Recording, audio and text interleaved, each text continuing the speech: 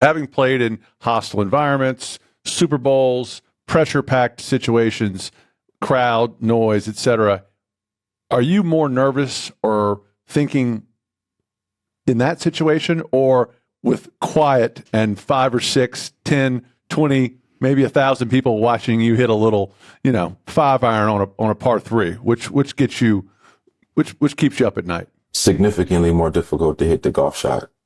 It's not even close. And the biggest difference is football is just reactionary. Like, you don't have time to think about how I'm going to put my hands, how I get my feet in. It's all just muscle memory. It's just thousands and thousands and thousands of reps of being able to understand, like, having a sixth sense to where the sideline is, understanding where the safety is on this coverage. And, like, you don't have time to think about it. It's happening so fast, right? In golf, all you do is have time. Like, you step up and you have 100 yards out, but, the wind is, coming off the right, and, you draw the ball a little bit. Yesterday, you left it short in the bunker. When you played, that's playing in your mind. The ball's a little bit above your feet. So, it's above your feet. The ball's going to go left. It's kind of into the grain a little bit. Your caddy's telling you take up one extra club because, it was like all of this stuff that's kind of going through your mind, and all you have to do is hit the shot. But, like, you kind of paralyze yourself with analysis. And so, like, you never have those issues when you're playing football because it's happening so fast. And, I just have one thing that I try not to do when I play in these events is, like, I don't want to hit any spectators. You know what I mean? Like, I just don't want to hurt anybody out here, and so, like, it's way more nerve wracking hitting a shot, in golf. Do you play? So, like, if you're playing at Pebble or the American Century, do you feel yourself significantly more nervous the more people that are watching? I don't know if the pressure ratchets up, but I definitely feel the pressure in golf the more I was in competition. Like, the pressure is palpable in golf.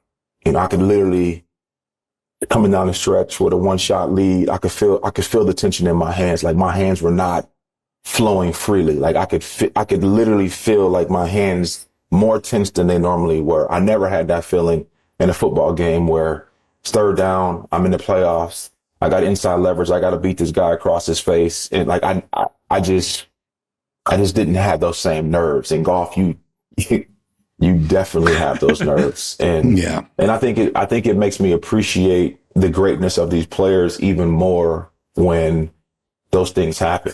Like, I'm not even trying to put myself in these people's position, but, like, you think about last year watching the Masters, this Masters week, and I look at, Rory McIlroy, you think, oh, he's got a 80-yard wedge shot, on 13. Like, he should be able to execute. You have no idea, like, what's in his mind. I mean, he hasn't won a major in 11 years. He's got a multiple shot lead. He's got all of these things going through his mind, these past scars that have happened, and missed opportunities, and, like, what goes into that. You just don't understand it unless you've been in those environments. I've never competed for a Masters, but I've been in competitions, at AT&T, and, like, had those nerves, and, like, it's real. Like, it is a real thing.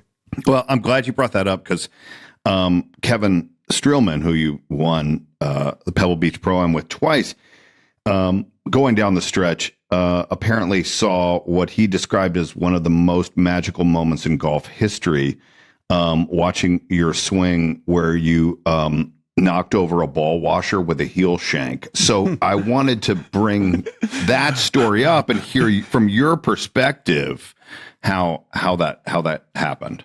Yeah, so, like, I think the ball washer was entirely too close to the tee box. I don't know. Whoever set the course up at Spyglass, they got to do a better job. Like, it's hazardous. Like, there's no way that ball washer should have been there. Like, what's the point of having a ball washer when you have caddies that are carrying the bag? Like, dude, what's the point? Honestly, it's a carry-only golf course. Don't need a ball washer. Why was it there? Like, that's the real question we have to be asking ourselves, Brian. Kenny, because if it wasn't there, it would have been a great shot. The second question you have to ask yourself is, like, you need to have better friends too. When they talk about the worst moments that you've ever had. But yeah, man, it was after It was actually Sunday after we got finished playing. We won the tournament, and to celebrate, we went over and played Spy. It was nobody over there. Literally, it was quiet. We went out and played the front nine, and it was like magical. It was beautiful, not a cloud in the sky. And on number 2, the dog leg right par 5 down the hill over the gully with the elevated green there. I was trying to hit a little cut, and I just overcut it, by 20 feet, and thankfully I did not break the ball washer and nobody else was hurt. So that's the most important thing, right?